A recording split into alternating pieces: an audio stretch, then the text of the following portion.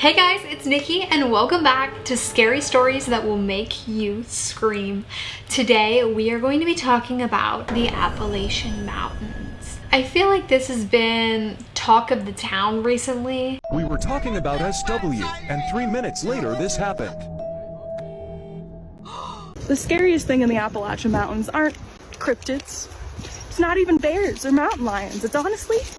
No, because I'm freaking the fuck out, guys. So I just Snapchatted, my friend, right?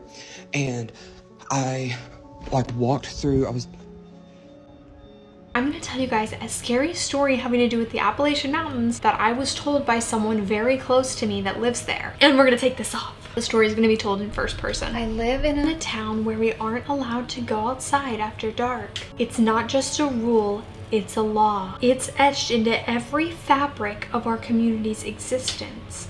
And there are even alarms on every door that are set at night. It doesn't matter if you're a child or our eldest elder, you are not allowed outside after dark. I felt this restriction weighing me down like a weighted blanket. And I wasn't the only teenager who felt like this. One night, me and my friends decided to find out what this was about. After all, we all planned a slumber party at our friend's house when we knew their parents would be out of town.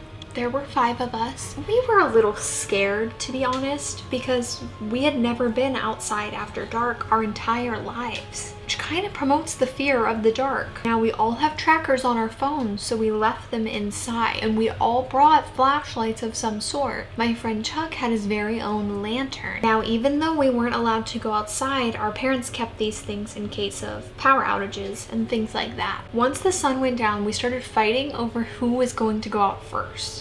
Because what if something horrifying happened? What if we were just whisked away the moment we took a step outside the door? We were rebellious, but we were still afraid. Filled with excitement and nervous anticipation, Chuck said, "I'll go first." So he unlocked the back door, and we all piled out one by one, the 5 of us. Looking back, I wish I could have told myself, just stop, it's not worth it. I can't.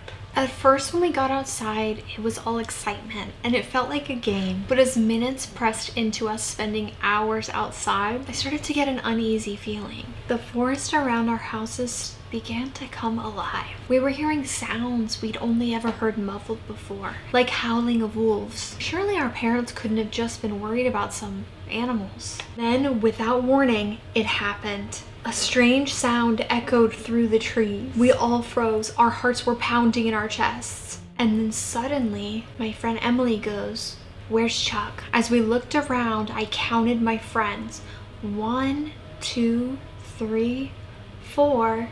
Where's Chuck? I realized he was gone. We looked around and it seemed like he had disappeared without a trace. We called out his name, running around, going to the edge of the forest, but nothing responded. We were afraid for Chuck, but we were also afraid for ourselves, because if we returned the next day and Chuck didn't go home, our parents would know that we went outside. All of my friends had started to lose hope when I heard some footsteps and crunching of branches. My first thought was it must be Chuck, so I darted into the woods to go find him.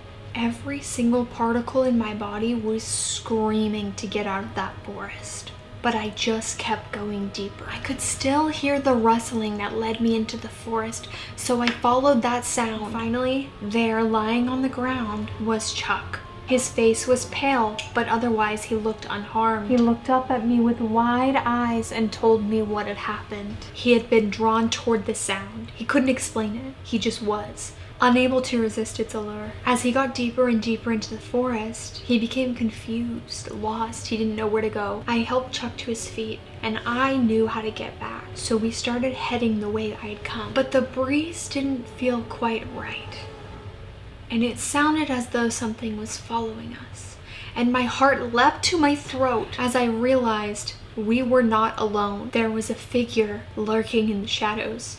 I was frozen in fear as the creature got closer and closer. And Chuck made the single worst decision of his entire life. He ran, and the monster chased him. I stayed standing there as still as I could in the forest till daylight. And when it finally came, I walked out of the forest and I went home to my mom. Chuck was never found.